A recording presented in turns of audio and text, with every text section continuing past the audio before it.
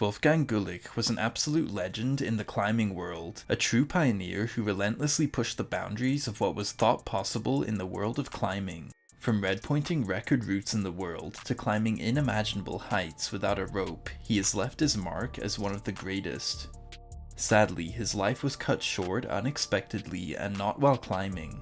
Here is the life and death of Wolfgang Güllich put into a short video. Born on October 24, 1960 in Ludwigshafen, Germany, Wolfgang's passion for climbing ignited in his teenage years after his father introduced him to aid climbing at the age of 13. A couple of years later, he would be climbing almost every weekend in the Südpfalz region with his younger brother, who sadly passed away in 1978 in a climbing accident. Wolfgang eventually encountered a known German mountaineer at the time called Reinhard Karl, who inspired him to seriously apply himself to climbing, and free climbing in particular, where climbers can use a rope but strictly for protection, not to assist them with the climb in any way. This was called traditional climbing back then, as this style of the sport wasn't really practiced as much then. That would soon change after Wolfgang made a name for himself, however. Wolfgang quickly became a legendary climber, making a first free ascent of the aid route Jubiläumsriss rated a 7- at the age of 16. In 1981, in his 20s, Wolfgang moved from the sandstone cliff of the Südpfalz to the limestone walls of Frankenjura, joining a vibrant community of top climbers, including Kurt Albert and Jerry Moffat, who became his lifelong friends and training partners. The next year, he would have his international breakthrough by repeating Tony Llanero's legendary 1979 8A or 513B route called Grand Illusion in Lake Tahoe. He conquered many of the toughest routes in the US, one included his daring 1986 free solo of Separate Reality rated a 7A or 511D in Yosemite, photographed by Heinz Zach, which became iconic. In Britain, he achieved the world's first ever free solo of a 7C or 512D route, Weed Killer, though he also suffered a serious fall on Master's Edge at Millstone. Despite these other achievements, Wolfgang's climbing legacy mainly includes setting groundbreaking sport climbing grades.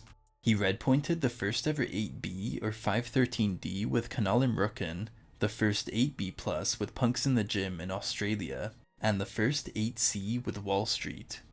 Although clearly Wolfgang was setting records, he rejected the competitive climbing circuit. He focused on real routes and creating new climbs. He promoted bouldering to enhance climbing technique, often saying that the hardest routes are extended boulder problems.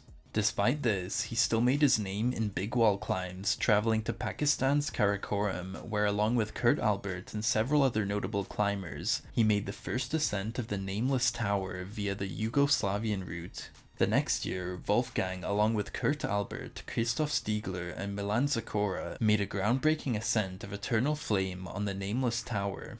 Then, in early 1991, Wolfgang Güllich, Kurt Albert, Bernd Arnold, Norbert Batz, and Peter Dittrich completed the first ascent of Riders in the Storm on the Paine Towers in Patagonia.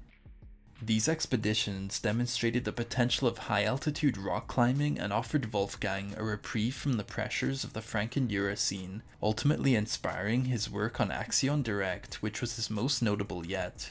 Wolfgang's climb of Axion Direct was the first 9A or 514D, often called Güllich's masterpiece. A 1991 photo of him on the Crux Dyno of Axion Direct is celebrated as the most iconic photo of hard climbing ever taken. He was considered the best climber in the world at this time.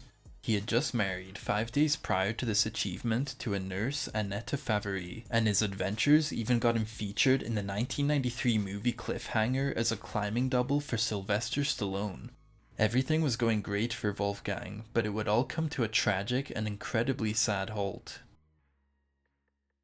On August 29, 1992, Wolfgang was heading home from an early morning interview driving on the Autobahn between the cities of Munich and Nuremberg in Germany. It's not a long journey, around 2 hours in length, but when tired it can be easy to lose focus.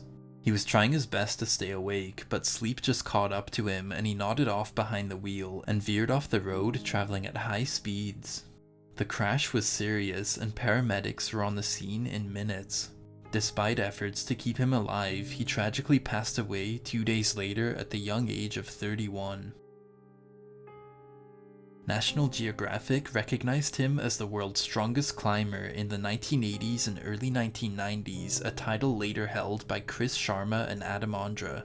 On the 30th anniversary of his death, Planet Mountain hailed him as a visionary whose impact extends well beyond sport climbing, with roots in Patagonia and the Karakoram considered milestones in big wall climbing. His passing is still regarded as one of the greatest tragedies that modern rock climbing has ever seen.